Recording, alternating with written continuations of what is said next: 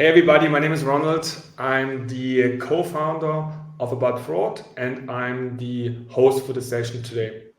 Before we're going into all the details about who's joining us today, what are we talking about, I would like to address our one and only housekeeping rule, which is please be active. So please use the chat box on the right-hand side. I already can see that Craig made a comment. Hi, Craig. Again, that is the place where you can ask questions, make your comments, adding any kind of statements which you would like to have or which you have in mind. So please keep this as interactive as possible. We have prepared a few slides, but we want to keep this as conversational as possible. And that's why we have today two great guests joining us. So we have Richie from Genius Bank, and we have Claire from Authentic ID. And I would like to ask Richie first to do a short intro. Who are you? What are you doing? Why are you here today? And yeah, Richie, the stage is yours. Yeah, hey everybody, I'm Reggie Whitley. I'm the VP of Fraud Investigations at Genius Bank. We are a newer digital bank subsidiary of SMBC. I've been in the fraud business for 28 years.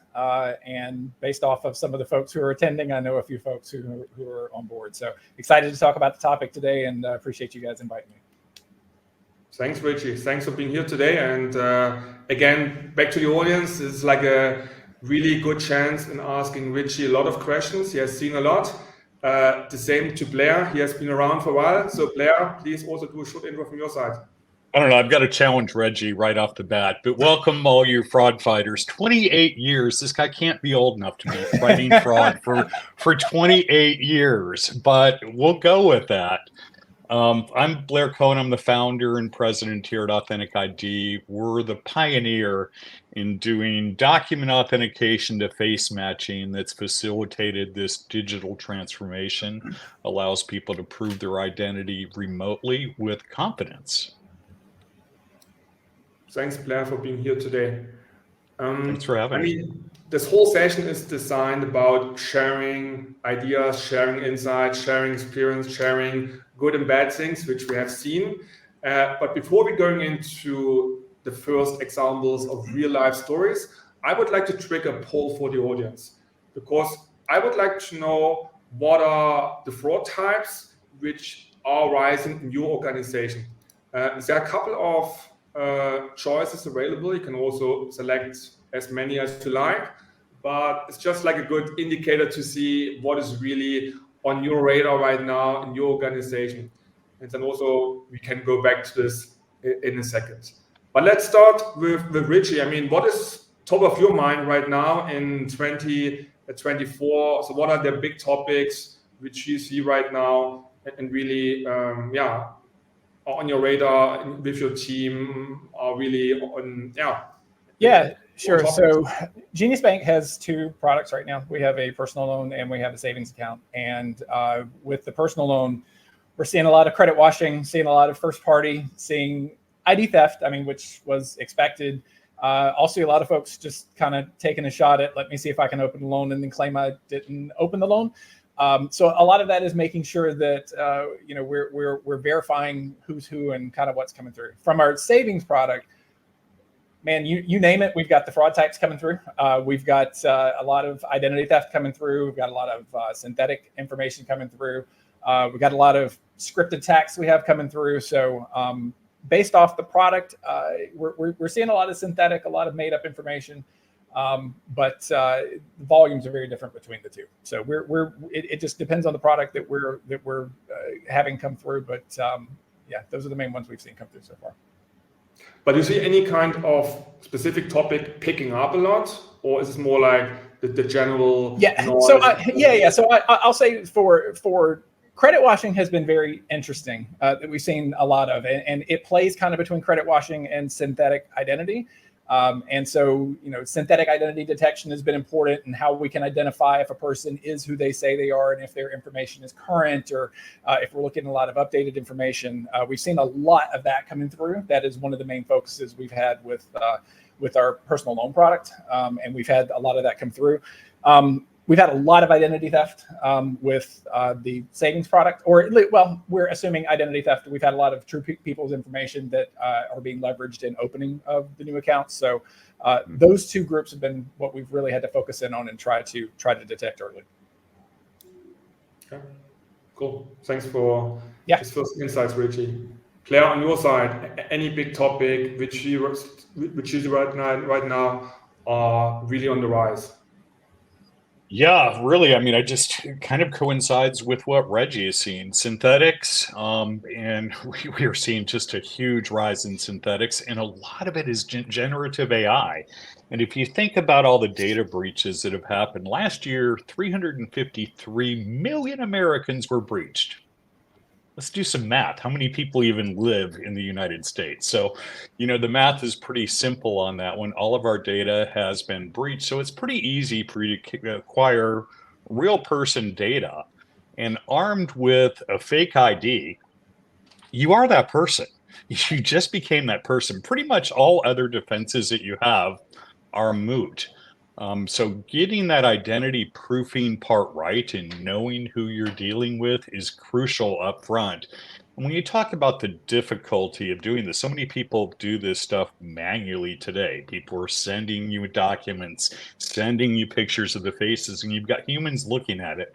Let's test that ability right here. So up on the screen, we have 6 different faces. Only one of those faces is real. I'd like everybody to guess on which is the real face.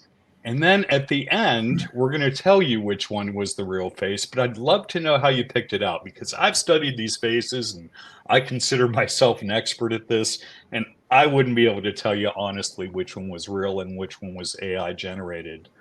But on the right, we're seeing some really amazing stats on synthetics. Got to put my glasses on to even read them here, but 47% of businesses reported growth in synthetic attacks. 47%, so kind of in line with what Reggie is seeing over there. In synthetic ID, it's 85%, and identity is kind of the root of all fraud. If you get that wrong, I mean, it's the main cause and main culprit of all fraud. And synthetics are just on the rise. I mean, 85% of all fraud cases involve synthetic identities. Pretty astounding. We didn't see anywhere near those numbers just last year. But I also want to know from Richie, your professional guess, doing this on a daily basis, Richie, which one is the real one? I think the fourth one's the real one, but I'm also like just going with that gut. It feels a little like I'm going to be wrong. Okay, cool. I mean, the numbers speak for themselves, but the question is always, everybody, what can we really do? But we're going to this hopefully in a bit more details soon. But let's look about the next topics. I mean, we know, also as Richie mentions, there are different touch points. There's normally a journey of a customer, and there are certain red flags across the journey. Maybe Claire can point out here a bit more details, what you see and what are maybe good indicators to understand in the customer journey. Well, the customer journey is long. I mean, it starts with getting to know the customer all the way through that journey until they offboard and are no longer a customer. So you have 4 major buckets here. And I would assert that this first bucket, new account enrollment, is the most critical and the most important to get right. If we can establish trust and really know that I'm dealing with Reggie, and it's honestly Reggie that I'm transacting with, my risk exposure is much lower around the rest of this journey, but all of these represent vulnerabilities. I mean, if you get enrollment wrong, obviously we've got a huge challenge, but user login, big point of vulnerability. We're still using, passwords out there, credentials and passwords. So along the top of this line, you'll see what the attack vectors are. So along for account enrollment, we've got bots that are a big problem, deep fakes that are a big problem, synthetics that we've talked about that are a huge problem. Counterfeit IDs defeat every other security system. First party fraud, really tough one to solve. But what can you do about some of these problems? We're showing you underneath. So use ID verification technology. Don't let humans look at IDs. I'm a professional at this, been doing it for longer than anybody I know, and I stink at it. I'd probably be about 50% right in picking out the good ones versus the bad. Use technology to do this. It's much faster, much more accurate. Verify the person at the end of the transaction, and they actually belong to that identity document. Pretty simple and easy to do using today's biometric technology. Device fingerprinting, it allows you to know who you're dealing with in the future for that login attempt. Again, get rid of usernames and passwords and use not zero knowledge proofs, but at least phishing resistant tools for login. Along the transaction and payment sector, we've got all kinds of different attack vectors. Card not present, I forget the number. Reggie probably knows better than I do, but I think a card not present accounts for 75-80% of most of the fraud there. Authorized push payment fraud. I mean, these social scams are getting just so elaborate, and it's amazing. We'll see what happens on June 30th when the banks have to start taking responsibility for those losses. But I think this is a great slide to show all of the different vulnerabilities along the customer journey. But I did want to talk a little bit about the fraud rates by channel. Some pretty alarming stats, I think. In person, it's still happening. I think everybody's got this thought that all the fraud is happening digitally and happening remotely. It's not, folks. I'm going to tell you a story in a few minutes that will make your toes curl. But it's happening with great frequency. I think that we discovered just in the telecommunications arena alone over 2,000 in-person fraud attempts every single day. It's happening through mobile apps, which is a bit surprising because those tend to be a little bit more secure with a few more tools within that app. But it's still happening online, as we see a 58% increase. And these are increases. This isn't just a percentage, but this is increase over 2023 or 2022 stats that we're seeing. So there's where we're seeing the fraud happen from Authentic ID side. What about you, Reggie? Yeah, I would agree with that. Now, since we're all digital, everything we're seeing is through the digital space. I mean, kind of obviously, right. But it's been interesting. My background coming from a more traditional bank, coming from a couple of the big banks, coming into the digital space and seeing it's different, but there's flavors of that throughout it, right? I mean, like we see the same things coming in. We'll get a lot of identities being used, accounts getting open, and then we see the scams you're talking about. A lot of we've seen romance scams, and we've seen lots of identity theft and people being convinced that. I mean, we've had lottery scams. We've had a lot of things come through. So you're correct with the first step of that journey being the validating who the person is coming in the door, because after that it tends to go a lot of different directions. So but we've seen, even with it being in the digital space, it's been surprising how far that has kind of spiderwebbed out into the various angles that we might see coming through. So but yeah, it is that stepping in the front door and making sure you're validating who you're dealing with first. But I have a question, Richie. I mean, you mentioned you worked before for more a traditional bank, and sure. I assume this traditional bank also had an online channel.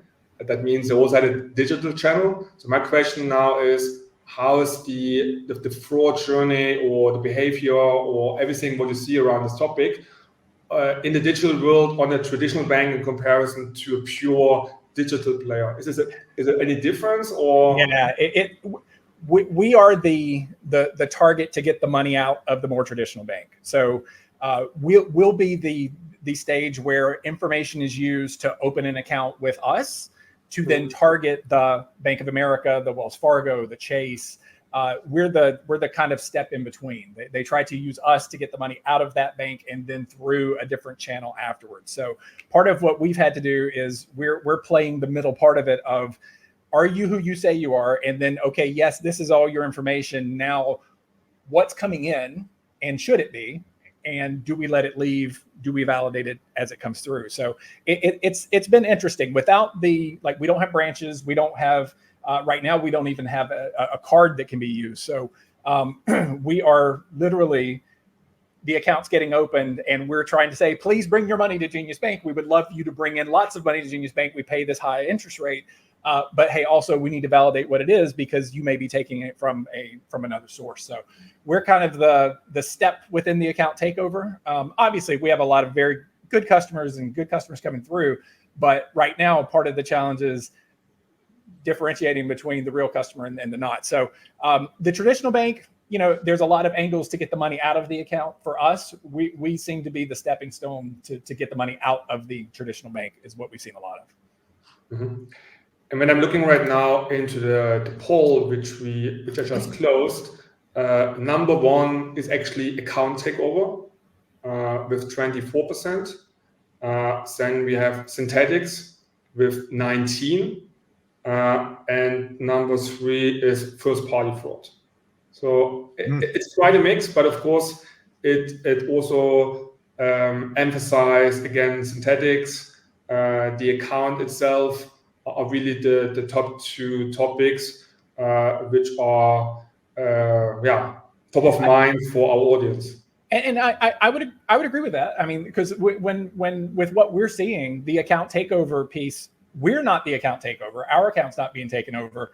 We're part of the account takeover. We're the access for that. So no, I could absolutely see that. I mean, that makes sense. If I'm categorizing what some of the fraud we would see is, we could say it's part of an account takeover. Yeah, I mean, our account is bad. The account's been open, information's been stolen, but it's part of an account takeover attempt at a different institution. We're not the source of the money. We're the conduit where it's coming through. So no, that completely makes sense with the audience saying.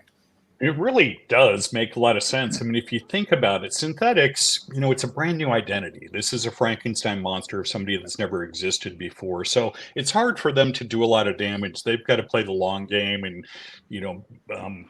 curate that account for a period of time before they can really do damage. But with an account takeover, the money's already there. If I just say I'm Reggie and can get into his account, I can drain it. And you don't have to play that long game. It's a much faster way. And, criminals always go where the money is. So it makes sense to me too. But I think the interesting angle, which we also discussed actually before doing this webinar, was that the mix of an account takeover, where you actually take off the account, but also take all the information, and then you're creating another account at another bank with the same information. That means in this case, it's not a synthetic ID. It's just like you took the information and now you're creating another account. So, and I think the interesting point for a lot of companies always, how do I identify what is what? And how do I flag this to run the right reports, to get my awareness in my team, to get awareness of my customer, of my call center members. So how are you dealing with this, Richie? It is such dynamic environment where a lot of things are not that crystal, let's say, clear, different. Some topics are overlaying or interconnected. So how you make sure everybody talks about the same language? Yeah, I will say that the thing that has kind of proven out is that you got to have the right tools, but you also have to do what has been the more traditional investigation and research and digging in. I will say, fraudsters, good, bad, they tell on themselves now through social media. They tell on themselves through their profiles and their information. So, it's you can see when you find the bad guy, what else he's linked to, what else they're doing, what else, who else they're related to within the activity. Go in and look at the activity that they're conducting in their account. If they're like in our personal loans, one rich place is, hey, I've provided a bank statement from my other bank. What are they transacting at the other bank? You can see who else they're transacting with. One of the big ones that we've been able to key in on is who are you sending Zells to? Who are you sending Cash Apps to? Do we have them? Is this related? Is this also fraud? Is this attempting the same thing? So what I would say is some of the traditional digging in is going to help you identify where you need to be. And then you get the intelligence of, okay, well, now I've got 5 accounts. What do those have in common? What do those look like? The data scientists can then dig in. So I think part of it is making sure you don't just get to, do we have the valid tool? Do we have the valid report that we're going through? But also, do you have somebody looking at it and kind of making sense of it so that you can then take the step back and the data scientists can dig in and figure out which direction to go with it? But you've got a heck of a challenge here, given that much of the fraud is real person data, right? Yep. I mean, it's not synthetic data. It's not a brand new person. It's real person data that's been compromised and is being reused. So to most data scientists, that data looks good. It looks like a good customer that you want to be a Genius Bank customer. Yeah, that's accurate. And as we're seeing that, it's finding the differences, right? I mean, like, it's all true information in some of those cases. Where's it coming from? What's the device look like that's being used? What account's being linked to it? What are they trying to do? When are they trying to do it? That's been one that's kind of been interesting. What time of the day is this happening? How many are coming in at the same time that look similar? And what can that tell you about the ones that came through at the same clip? So it's taking that, and I've got 200 of legitimate people's information.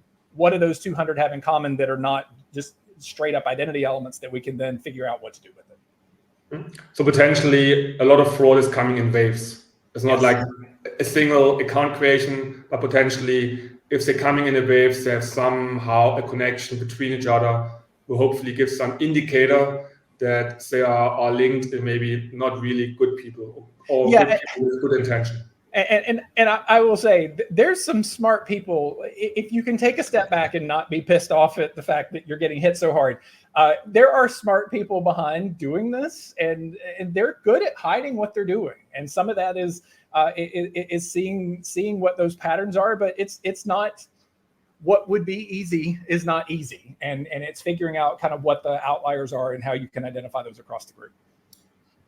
Yeah, fraudsters think like fraud fighters themselves. They know what we're looking for. They know the signals that we get tricked by or tripped up on, and they know how to avoid them. So there are definitely some brilliant criminals out there for sure.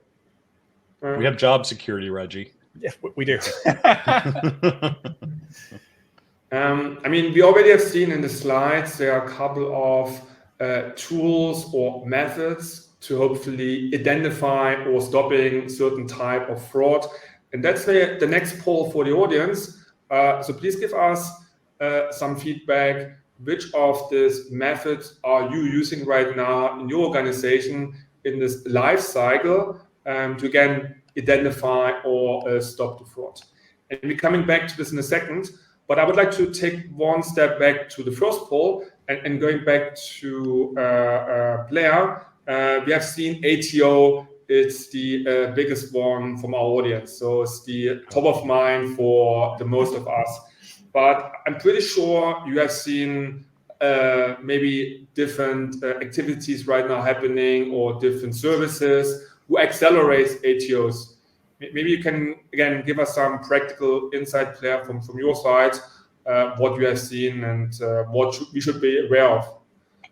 Oh my gosh. Yeah. I mean, this whole GPT large language model thing has invigorated the fraudsters as well. There's an entire ecosystem that's taking advantage of this technology, and they've created fraud as a service tools. Mm-hmm. So literally fraud as a service tools. If you wanted to create you a fake ID from name a region, name a country, they have the perfect templates.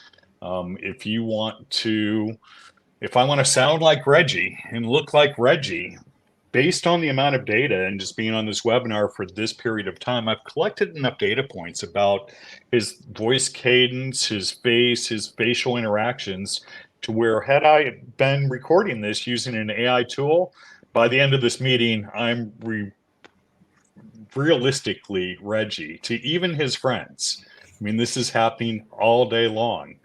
So those are some of the tools that we're seeing out there that scare the heck out of me. They used to be pretty rudimentary, and it took somebody with skill, maybe mad Photoshop skill or things like that, to be able to create these incredible documents. But it really doesn't today. You can simply chat to an engine and it'll create you whatever you want. And if you're not doing forensic analysis of these things, it's going to fool any human. If you're just looking at these things visually, you have perfect document templates. You have what appear to be, all the right data, all the right fonts, and then faces that are going to match. If you're not using robust liveness detection, it could be a completely synthetic face of somebody that's never ever existed in this world today, that's affixed to this realistic looking identity document. And then that generative face is held up to the camera to do the biometric match. And boom, if you don't have the right tools in place, that's going to match. And you've just onboarded a completely synthetic person that's never existed in this world before. Richie, any statement or any, let's say, advice maybe for people in the call who are not that experienced yet, or maybe what are some maybe topics to really digging in? Is there any kind of, for example, a specific KPI or something to get also awareness about how big is my ATO problem, or is this more you get to know after the fact and then it's too late? Yeah, I mean, I'll tell you that one interesting angle has been the age of the individual, and kind of to the point of what was just being mentioned, not quite as high tech, but we've had a lot of older individuals' information that has been presented, and we've had a lot of voice changers coming through, calling in where they're trying to pretend to be. Now, I will say, in fairness, they're not doing a fantastic job of it. It's not a great voice changer. It sounds like a voice changer, but they are attempting to make themselves sound like older individuals. So sometimes it's taking a look and saying, does the thing that we're getting make sense, right? I mean, like should I be getting 50, 80-year-olds at 2 a.m. applying for a new account? No, I mean, that's probably not going to be the case coming through. But what we are also finding is 80 is not quite what it used to be, and 80 opens a lot of digital accounts now. I mean, that happens. I tell a story from my own life where I was helping take care of my grandmother who was having some fraud, and I told her I was going to set up online banking because it would help me monitor what she was doing. And she told me she had been using online banking for 5 years already, and she was 83. So it's not quite what it was 15 years ago when you didn't have as many older folks doing it. So, taking a look at it, does the thing I'm seeing make sense with what's coming through? Do you see a lot of the activity that is consistent? And then taking, again, that kind of investigations piece and going back with it. So on the ones that we had voice changers on, here's 3 accounts we had voice changers on. What else did they have in common? What else are we seeing? Now, we do some document and liveness verification at Genius Bank, and that's been really beneficial. And digging into that data also has helped us identify some things. So on ones where we have had people get through, and you'll have it periodically, not a lot, but taking a look at it and saying, what in this identity that's being presented, in the document being presented, do we see consistent patterns on? And then going back and saying, how often do we see that, and trying to make strategy changes based on that. So, cool. I mean, when we're looking about finding patterns, potentially there was a pattern, for example, in the US between different states or different cities. Again, Richie also mentioned maybe time zones or certain time of the day. And I know that players here a good overview, really some real data to also show and prove some points from Richie. Player. Reggie, my gosh, I fit that demographic of age that you talked about. And if you ever see a transaction coming through from me at 2 a.m., it is absolutely fraud, because I am asleep at 2 a.m. Yeah. But we definitely see those late night hours. It's not really the peak. We're seeing it peak between 9 and 10 p.m. at night. So, between 8 and 9, 9 and 10, generally between 6 and 10 p.m. is when we see the vast majority of it. But absolutely, we see spikes at 1, 2, 3, 4 a.m. And those, are certainly signals. It's not normal for somebody to be going through the process of proving their identity at 3 a.m. It may be that they just had insomnia and opening up this account was top of mind awareness from them. They wanted to start collecting that 5.25% interest from Genius right away because their money wasn't. So, it's not necessarily the only tell, but it is a signal that we can take into account, as are all of these things that we see in the poll: biometric authentication, ID verification, behavioral biometrics, real-time transaction monitoring, risk scoring, device fingerprinting. They're all good signals, and all of those things are important. In terms of where we see it, we're just focusing on the U.S. right now. It's the populous states. California is the most populous state. It's number one. Fortunately, or unfortunately, I should say, I happen to live in Florida, and it's gone from number 5 to number 3 now. So we're seeing a big rise in Florida, and Texas is no real surprise. But you take this based on an IP, or what is the indicator here for the state or for the location? Yeah, that's correct. For every transaction that gets processed, we're collecting at a minimum IP address, in a lot of cases GPS coordinates, so precise location details. Okay, so it's not based on the ID which is issued in New York City. It's really based on the IP of the person right now. 100%. Yeah, correct. Yeah, I will say one of the key points that has saved us in a lot of instances is being able to have a tool that gives true IP also. The IP that's being presented to us is a lot of times the IP where the person lives. Getting to the true IP, truly where they are, a lot of times is revealing that, hey, we've got this coming out of Nigeria, we've got this coming out of Pakistan, we've got it coming out of different places. So that has been key on a lot of this, because it does come down a lot of times to the most populous states, and you've got, hey, most of your victims are living in a state where most of the people live. So it would come back. But when you start looking at where those folks actually are, it's a good indicator. Yeah, because Ruth made a comment, I think that's a good one, that the states which are having a lot of fraud are potentially also the states which are most populated.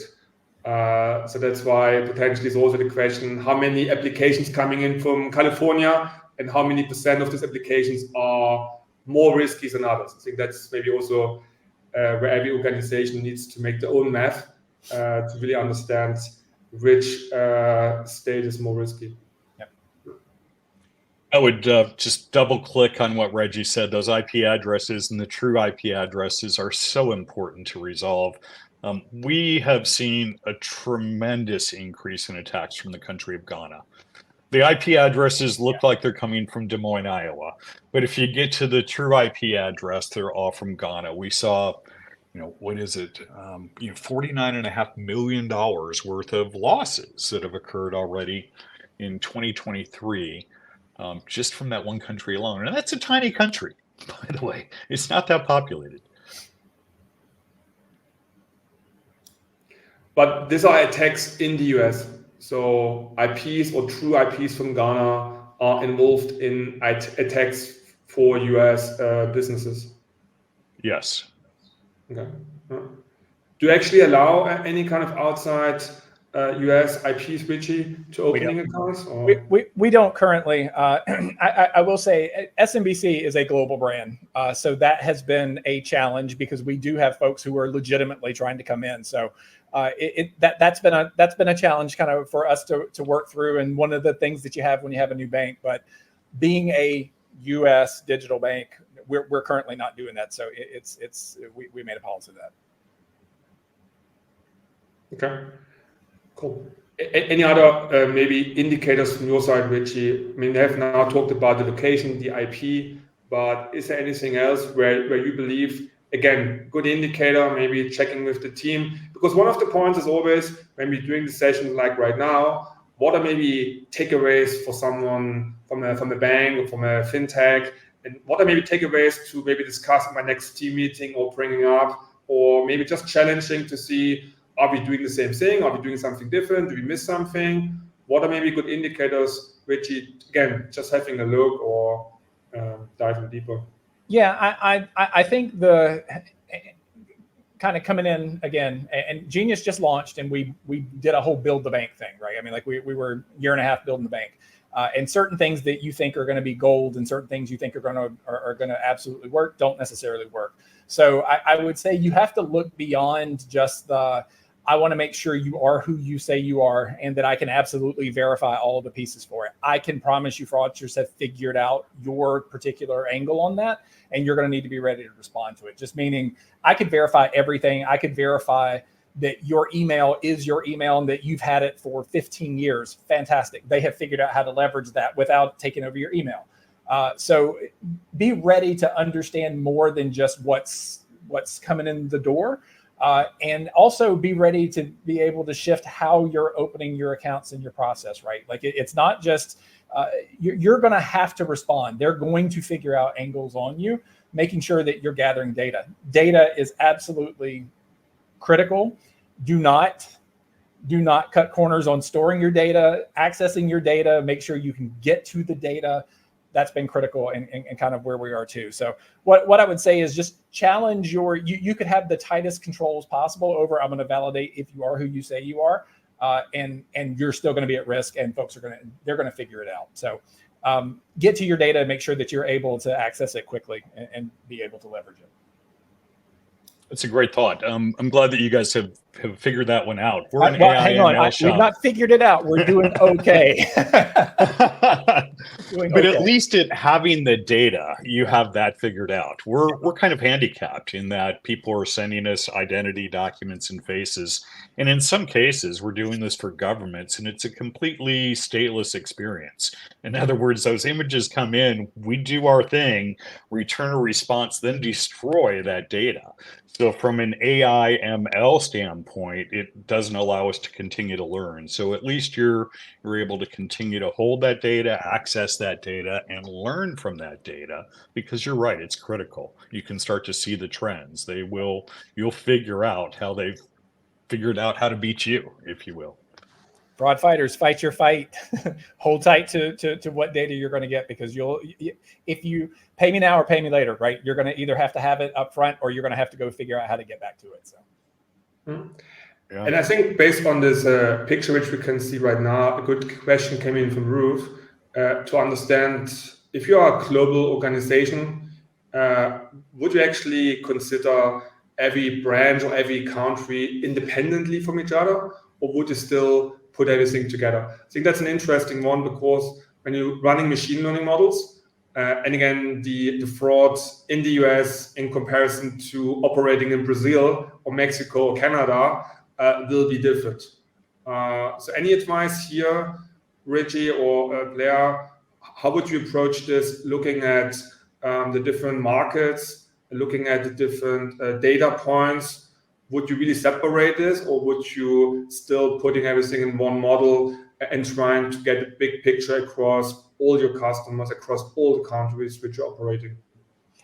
I would love to say that we have this big picture that we're looking across. I don't know anybody that's doing that. And I think regulations and restrictions have caused what Ruth's saying to just happen, in that you can store certain data, you can gather certain data, you can ask certain questions and do certain things across the board.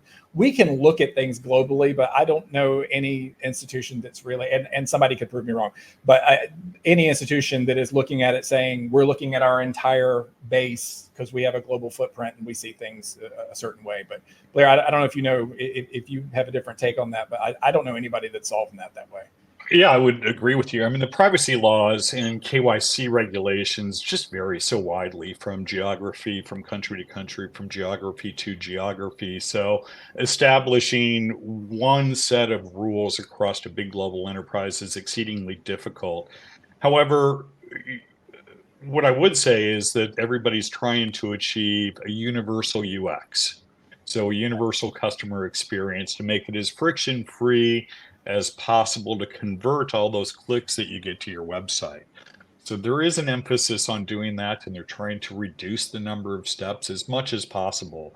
But For example, in Singapore, you've got to delete data within hours. In the US, I can maintain this data for years and continue to learn from it and allow our customers to continue to benefit from it. So we have a tool called Fraud Shield, for example, and we work with a bunch of telcos. The telcos end up having customers that they're banned customers, or people they no longer want to do business with for a variety of different reasons. So using biometric tools, we're able to make sure that that fraudster is truly a banned customer and never able to come back and do harm or become a customer of that telco ever again. You couldn't necessarily do that in a number of countries in APAC and the EU. Yeah, I mean, that's a good point. And also, one of our webinar topics is actually sharing real life stories. And I think there's one infamous fraudster who actually encountered an organization, how they took them down. And maybe that's, again, I know players here, a good story to share. And again, when we do this webinars, it's really about sharing stories, sharing what we have seen, hopefully giving some insights to the right people to think about this, and hopefully improving what they do today, or at least getting some ideas to maybe challenge what they do today. Maybe that's a good timing, Claire, to tell your story here. Yeah, probably the most prolific fraudster that we've ever taken down or that we've ever seen. And he had been at work for years in advance of us taking over the technology and the identity proofing for this major telecommunications company. They have literally labeled this guy Iron Man is his name. And they have pictures of Iron Man in all of their stores across the country and all of their corporate offices. And the guy was just prolific. He would wait for data breaches to happen. He would go and get that breach data that night, create very realistic looking fake IDs, and walk into the telco store the next day, freshly breached data with a very realistic looking fake ID, and get 6 iPhones. And he would go to another store down the street and get 6 more. He ended up taking them for about $3.2 million worth of devices. And oftentimes these devices are worth more in the black market than they are actual MSRP here in the US and certain countries across the globe. So who knows what his actual take was, but they literally couldn't stop him. They were using a different document authentication company that didn't have the ability to detect this kind of velocity and unusual fraud. So we introduced to them this Fraud Shield concept that I just got done explaining. And last year it saved that company $34.8 million, just that little tool alone. So once they found out that somebody was a fraudster, they put him in this Fraud Shield repository. Every time that we scan an ID, we lift the data from the document, we lift the face from the document, query Fraud Shield to see if we've seen that person before. And this guy had about 150 different names, but I can't tell you the number of times that I've seen the same face. And the first time I saw him, his name was Blair. The next time his name was Tim. The next time his name was Reggie. And the next time his name was Ronald. And this just happens over and over and over. These guys are relentless. Richie, any similar story from your side where you see someone coming back all the time? Yeah, I'll say the personal loan space has been interesting. Savings has been, our savings product has been kind of a lot more, I hate to say traditional, but kind of account takeover and things like that. But in the personal loan space, where we've had a lot of synthetic and credit washing and things like that, it was funny seeing how, I guess, stereotypical the stories that you see actually are playing out. Like one of the first ones that we actually had that came through, the guy had an aged business that he had bought that was a trucking company. That, I mean, literally that was like the hot topic was start a trucking company and you can open up bank business accounts to get funding. That's what this guy had done at a different bank. And he had opened multiple personal loans. He had obviously, it was either synthetic or he had done a very good credit wash. But where his fault was, he shared everything he did on social media. So all you had to do was go out and find the guy. And we were able to do ties between transactions he had done in Zelle and Cash App to people he knew in his social media to money he had. So it was kind of easy to tie it together. But, I did see that at a lot of other institutions, he was successful. He was successful in getting several $100,000 worth of credit from other banks with these aged businesses with a synthetic or credit washed identity. And if you looked at his credit score, it was fantastic. And he would tell you about it too. He'd quote off exactly what his credit score was, which if you want to talk about an indicator, somebody who can quote off what their credit score is, that is one. So he would tell you what his credit score was. He would tell you what great credit he had. But if you talk to him about his business that he was in, he really didn't know a lot about his business. He didn't know much about the trucking business, being in the trucking business himself. So that was interesting, but it was just funny seeing how I hate you not use the word stereotype, but you hear by this aged business, a trucking company is good to do it. And then that is exactly what you see in the wild when it's happening. So. And but how would you implement this into the digital? Sorry, Blair. But how would you implement this into the digital world, Richie? I mean, you cannot ask someone, give me more insights about your business. I mean, if someone applies for an account or loan on your website, how would you? Yeah, so this is a bit more of a philosophical discussion. So to go down that path, I do think as an industry, we have to do a better job of not being an easy target. And I'll say that in what I think the industry has done a really great job at is responding to identity theft. What the industry has not done a good job at is accepting everything as identity theft.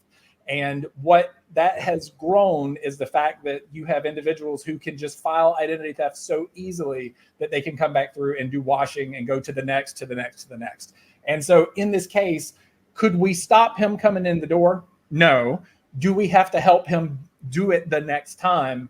We've got to do a better job as an industry for that. So part of this is making sure that we're not the easy target to go through and make this claim on, and that we're doing our type of digging in. And again, that's more philosophical, making sure the industry is still doing the investigation piece of work and not just the easy, I've got a claim, let me pay the claim, let me file the claim because I've gotten a claim. So you're not going to catch them all, but you can do the work on the back end to make sure that you're not a target. Claire, I was cutting you off before. No, I forgot where I was going to go, but I'm just going to concur. This friendly fraud is really, really, really on the rise. I think we saw about an 18% increase from 2022 to 2023. So the ability for you to call back and say, I didn't do it. People are taking advantage of this left and right. And they're getting pretty good at it. They'll have, items shipped to another address. They'll just claim that they didn't get it and somebody must have stolen it off their front porch. I mean, they're getting pretty bold, and we have definitely seen an increase. It's quite concerning because it's costing all of us. We're having to pay more for these goods because of these fraud losses. I mean, in general, fraudsters will continue. Whatever they do today, they will adapt and becoming better every day. So what are maybe certain technology or approaches which are important or fundamental when we're looking into our fraud strategy? I mean, one part is really the operation side, but when we look about strategy in our organizations today, we need to think a couple of steps ahead to really get to this point when we believe certain things are happening. Maybe, Blair, you have some advice from your experience here. How can an organization get into a structure, into a rhythm to really adapt faster or thinking ahead?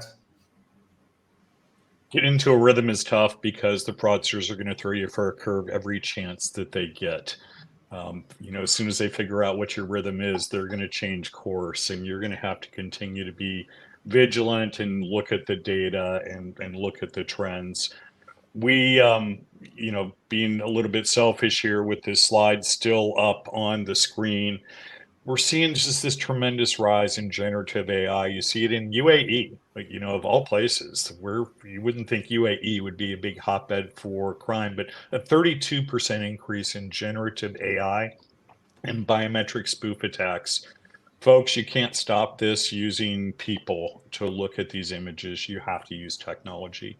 The best minds, the brightest eyes in the world really can't detect these things. They can't hear these things. Those nuances are too minute for anything other than forensic analysis to be able to detect. So employ tools, don't leave yourself vulnerable. Yeah, and when we're looking about the poll which we have done before, we asked about what are the methods which are used in the organization. And number one is risk scoring with 31%. And then we have a real-time transaction monitoring, 26%. Then we have ID verification technology with 19%. But at the end, I believe a lot of these methods will feed into the risk scoring. Isn't it, Richard? Yeah, I would agree with that. The risk scoring, I think, is kind of key to the whole piece, and you've got all of those that are feeding into that. Yeah, exactly. I would say I'm surprised device ID is not higher up on that list, because device identity has been something that we have really leveraged heavily, and I mean, well, and all the things that come with it, right? It depends on who your provider is, but the device identity tool, if you have a good one, tends to be something that's leveraged, and the risk scoring within that also.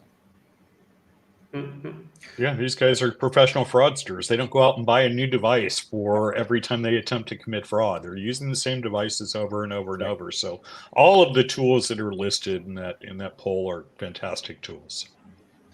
But also, let's go back to the slide, Claire, and let's really go to the result here. We're still waiting to understand who is the real one out of the 6. Yeah, where do we see the answers, Ronald? I don't know. I mean, I don't have any answer here. Okay. Well, the answer is Reggie nailed it. You got to tell us how, man. It's number 4. How did you do that? I don't know. Like, to me, looking at these, the others look kind of, the faces look a little flat. The background looks a little blended. I don't know. The 4th one to me looks like a real. It looks like a real person, but that is totally just my eyeballs. That there's no magic there, but that was kind of my feel on that. He's a professional fraud fighter you brought on board here, Ronald. Nobody ever gets this right. I think out of a couple hundred people that answered that last time I showed it, 2 people answered number 4. So congratulations, Reggie. Thanks, you sir. get a cup of coffee. Tyler just asked a question. Yes, the slides will be shared. This webinar is also recorded, so everybody can go back and looking at what Rich and Blair said, and also watching all the slides. So yes, everything's available. Again, we're running close to the hour, so please let us know if you have any specific question. Just looking at a question from James. Are there any stats on dispute volumes? And is there any detection of synthetic ID on charge-off accounts? Yeah. So for us being new, and I am absolutely not tooting our horn too hard here, we've not had any charged off fraud loan accounts. So I mean, like we've done a really good job detecting that. Granted, we're under a year old, but we have done some synthetic review of the score on what we have come through that we are suspecting may be bad. But it's more of a springboard into how do we use that at the front door, not necessarily how do we decision something that's coming through on the back end. Worry a little bit about, I don't know that we want to get to where we're denying things based off of a score, but it is something that kind of gives you a springboard into, do we need to look at a different thing? So we've done some analysis on that. It's been interesting. Yeah. And just for everybody, you can see the slide which you're showing right now. Yes, you get a recording, you get a presentation, and also on top you get a report which Authentic ID just issued. So again, more insights, more data.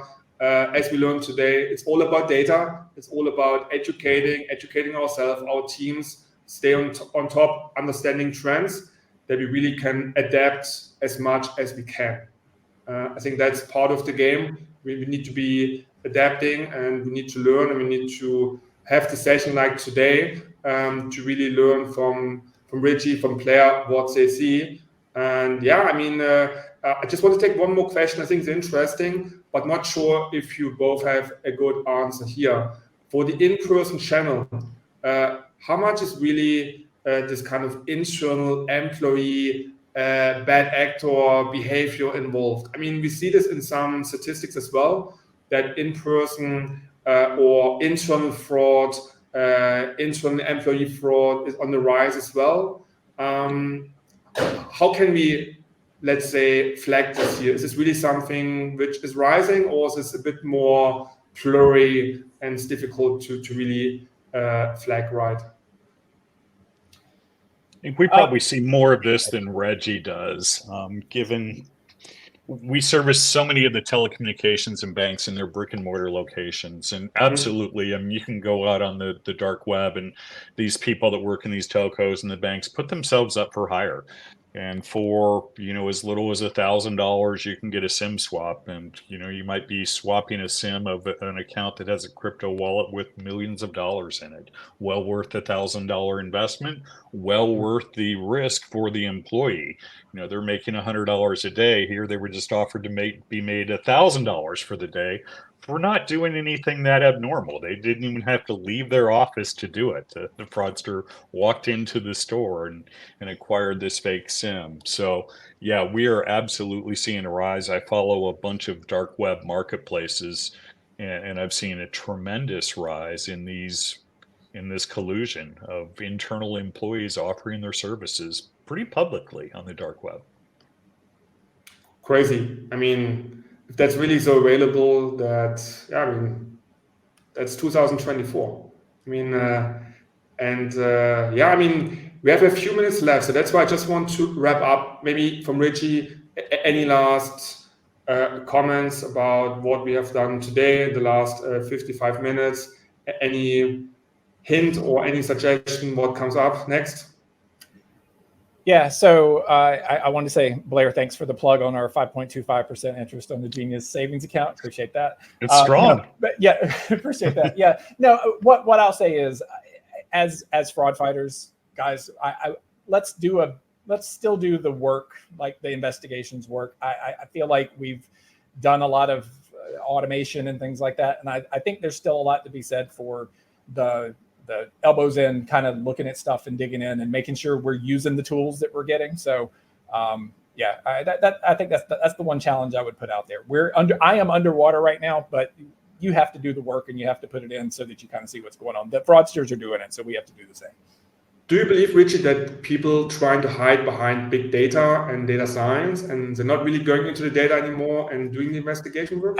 I think we want it to work. I've done it myself. You look at it and you're like, there's got to be a solution in the data, and sometimes that's true. But these fraudsters, when you look at it, I saw a video on LinkedIn where they had wired together a bunch of iPhones. I mean, that's not big data. That's taking an approach of using a list and then applying for a bunch of accounts that way.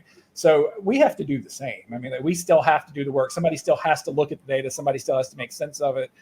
You still have to make assessments of the fraud you're seeing. So the data is incredibly valuable, but I don't think you can get away from it. I think a lot of times we try to. We want the data to work, and we want a score to magically do it. The score is going to get you there, but you got to have something backing that up. You got to get to the point where you know what to tell it to do. Thanks, Richie. Yeah, thank you. Claire, any last comment from your side? I'm not going to be as optimistic, Ronald, at the end of this thing. I think we've come so far as fraud fighters. The amazing tools that we have in our arsenal that were displayed on this slide earlier seem like they should be having so much of a positive effect on damping down the fraud. But I just saw an article 2 weeks ago where account takeovers were up 354% over 2022. Guys, we've got a long way to go. We're not doing enough. The tools are amazing, but something is going wrong here if the account takeovers are 354% increased. So be more diligent, look at the data, don't take shortcuts. I mean, what can we say? We can just say, keep fighting. There's enough out there to fight for years. Again, big thank you for Richie joining today. Thank you Richie, for telling the stories. Thank you for the audience for attending and asking questions. Thanks for joining, and keep fighting, and see you next time. Thanks, everybody. See you next time. See you guys. Bye. Bye.